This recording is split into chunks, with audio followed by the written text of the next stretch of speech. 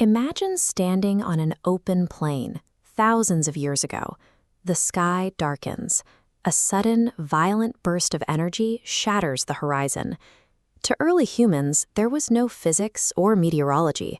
There was only the raw reality of a force destroying their environment without warning. We see the earliest attempts to process this environment recorded in stone. Deep inside cave systems, long before the first written word, humans documented the physical threats and resources they encountered, painting the beasts that shared their world. When they looked upward, they encountered phenomena even more mysterious.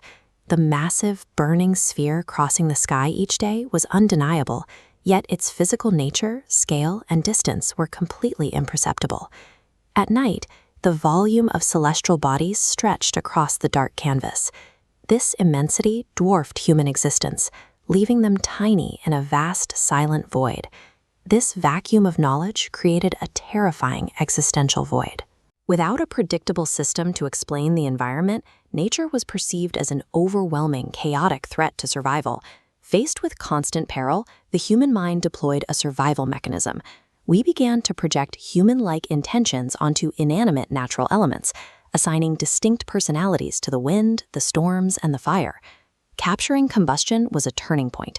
Taming this energy was humanity's first negotiation with the unknown.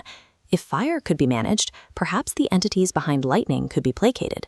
Rituals formed to influence these vast forces. The conception of personified, divine powers provided an actionable response to environmental panic. It allowed an extraordinarily vulnerable species to mentally navigate an otherwise indifferent physical world. As nomadic tribes settled and agrarian societies expanded into empires, these localized spiritual responses scaled with them. Tribal beliefs solidified into structured, state-sponsored pantheons. Societies mobilized labor to construct physical monuments. These stone alignments tracked celestial bodies, mapping the gods' movements. Operating as early technological instruments, leaders measured the sun's trajectory through deliberate gaps in the rock to predict seasonal shifts, integrating agriculture with cosmic cycles. In these highly stratified civilizations, rulers elevated themselves to god-kings. They positioned themselves as the sole earthly intermediaries, capable of bridging the gap between the general populace and the stars. Sacred architecture adapted to local materials across different global biomes, yet their primary function, housing the divine, remained identical. Over millennia, forest floors have grown back over these walls. This slow reclamation of sacred spaces highlights the transient lifespan of any single religious period.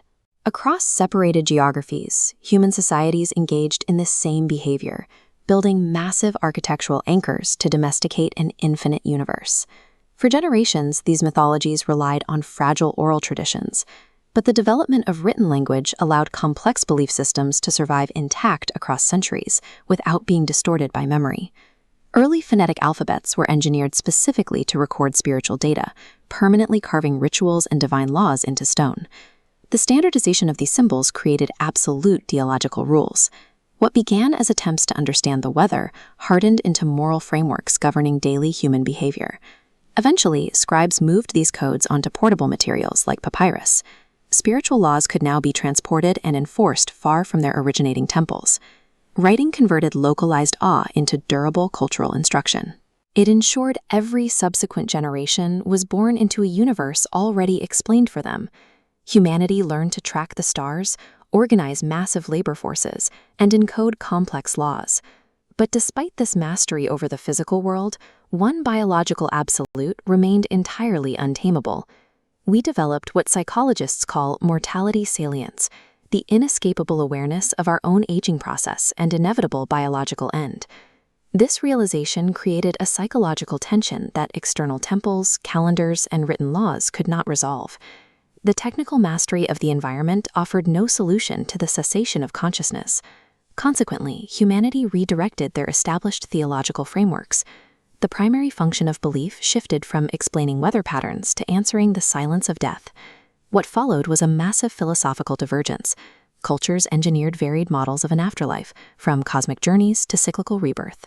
These diverse architectures of the afterlife represent our highest philosophical attempt to impose structure and meaning onto a seemingly abrupt biological end.